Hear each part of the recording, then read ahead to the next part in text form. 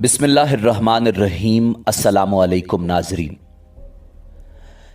ताजदार कायनात इमामुल अंबिया जनाब मुहम्मदुर रसूलुल्लाह सल्लल्लाहु अलैहि वसल्लम ने हज़रत उम्मे सलमा रज़ी अल्लाह ताला अन्हा को करबला की मट्टी देकर फरमाया, उम्मे सलमा, याद रखना और देखते रहना कि जब ये मट्टी खून में बदल जाए तो समझ लेना मेरा हुसैन शहीद हो गया है।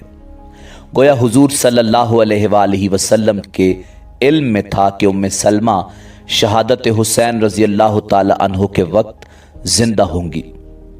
हज़रत उम्मे सलमा रज़ी अल्लाह ताला अन्हा फरमाती हैं कि मैंने वो मट्टी संभाल कर रखी हत्ता कि हिजरी के 60 बरस गुजर गए।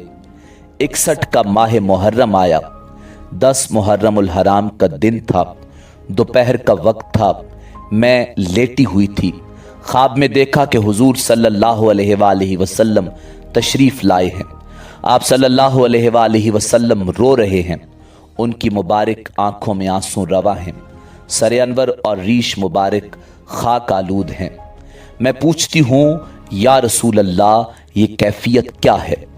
मेरे आका सल्लल्लाहु अलैहि वसल्लम रोते हुए फरमाते हैं, उम्मे सलमा, मैं अभी अभी हुसैन के मक्तल करबला से आ रहा हूँ।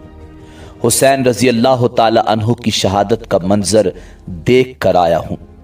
उधर उम्मे सलमा रज़ी अल्लाह ताला अन्हु ने ख्वाब में हुजूर नबी करीम सल्लल्लाहु अलैहि वसल्लम की ज़ियारत की और इधर मक्का मुअज़्ज़मा में हज़रत अब्दुल्ला इब्न अब्बास रज़ी अल्लाह ताला अन्हुमा फरमाते हैं कि दोपहर का वक्त था। मैं लेटा हुआ था। ख्वाब देखता हूँ कि हुजूर सल्लल्लाहु अलैहि वसल्लम तशरीफ़ लाए। परेशान हाल हैं। आप सल्लल्लाहु अलैहि वसल्लम के दस्ते मुबारक में एक शीशी है। उस शीशी में खून है। मैंने पूछा कि या रसूल अल्लाह सल्लल्लाहु अलैहि वसल्लम, ये खून कैसा है? फरमाया, इब्न अब्बास, अभी अभी मक्तल हुसैन से आया हूँ। ये हुसैन और उसके साथियों का खून है। आज सारा दिन करबला में गुजरा। करबला के शहीदों का खून इस शीशी में जमा करता रहा हूं। नाजरीन, मैदान करबला में नवासे रसूल हजरत इमाम हुसैन अलैहिस्सलाम की शहादत के बाद औलाद रसूल सल्लल्लाहु अलैहि वसल्लम को कैद किया गया। नबी करीम रऊफुर रहीम सल्लल्लाहु अलैहि वसल्लम की बेटियों को बेपर्दा करके कूफा और शाम की तरफ ले जाया गया। आगे आगे फौज यजीद नाचती हुई जा रही है और पीछे पीछे रसूलुल्लाह सल्लल्लाहु अलैहि वसल्लम की बेटियां कैद होकर बेयारो मददगार होकर जा रही हैं। फौज यजीद के हाथ में तमाम शहीदों के कटे हुए सर थे और वहां बगैर सर के ज़मीन करबला पर जिस्म मुबारक बिखरे हुए थे।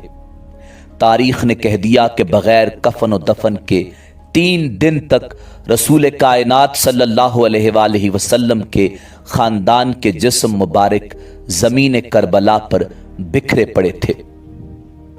13 मुहर्रम 61 हिजरी को जब आस पास के लोगों ने ये मालूम किया कि फ़ौज का पहरा कम हो गया है, चलो नहर फुरात से पानी भर कर लाते हैं। बनी असद की कुछ औरतें जब नहर फुरात से पानी भरने लगीं तो देखा कि मैदान करबला की ज़मीन पर जिस्म मुबारक बिखरे हुए हैं। कहीं किसी का बाजू, कहीं किसी का जिस्म। उन्होंने जब उस आलम को देखा तो रोते रोते अपने मर्दों के पास पहुंची और रोते चीखते पुकारने लगी, ऐ रसूल अल्लाह का कलमा पढ़ने वालों, इस ज़मीन करबला पर रसूलुल्लाह सल्लल्लाहु अलैहि वसल्लम का ख़ानदान था। शायद यजीद की फ़ौज ने उन्हें शहीद कर दिया है। उनके जिस्म मुबारक बिखरे हुए हैं। उनके खैमे जले हुए हैं। चलो आओ उनकी तदफीन करते हैं। उनके मर्दों ने कहा, पागल हो गई हो क्या? देखती नहीं हो कि यजीद की फ़ौज ने कत्ल किया है?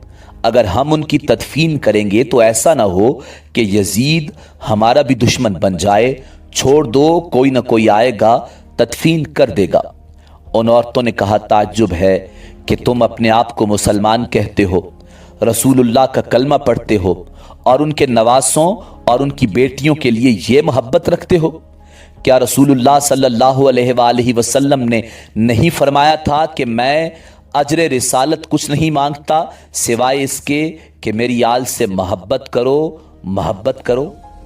اگر تم نہیں جاتے تو نہ جاؤ، ہم جائیں گے اللہ کے نواسے کی تدفین کرنے۔ جب بات یہاں تک پہنچی تو مردوں میں سے کچھ کی غیرت جاگ گئی اور وہ ان عورتوں کے ساتھ زمین کربلا پہنچے۔ بس ان کا زمین کربلا پہنچنا تھا۔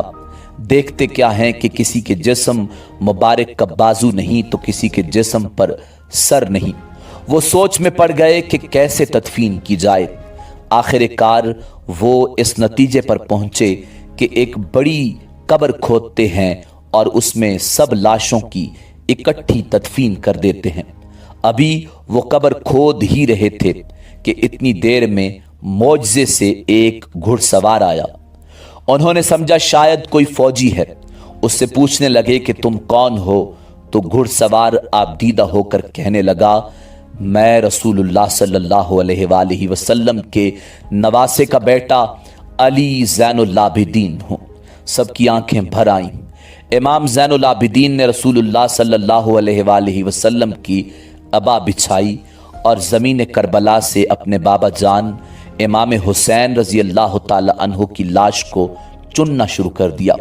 کہیں سے امام کی انگلی ملتی ہے، کہیں سے امام حسین کے جسم مبارک کا کچھ حصہ ملتا ہے، کہیں سے پاؤں ملتے ہیں اور کہیں سے کندھوں کا گوشت ملتا ہے۔